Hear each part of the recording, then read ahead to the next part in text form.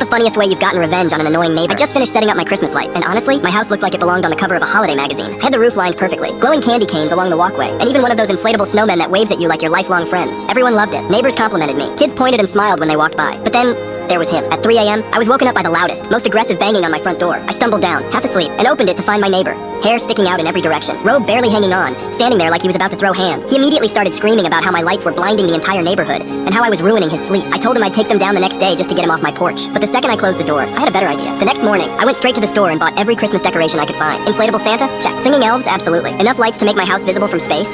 Oh, you bet. By the time I was done, my house didn't just glow, it radiated. It looked like Santa's workshop had been dropped from a plane and landed right in my front yard. That night, I waited. Sure enough, around midnight, I saw his porch light flick on. But instead of knocking, he called the cops. I watched from my window as 2 officers showed up. My neighbor ran out in his pajamas, pointing at my house like I'd committed some horrible crime. The cops turned to look at my house. They stared for a second. Then one of them started laughing. The other gave my neighbor a pat on the back and said, "Buddy, it's Christmas." That was the last time my neighbor bothered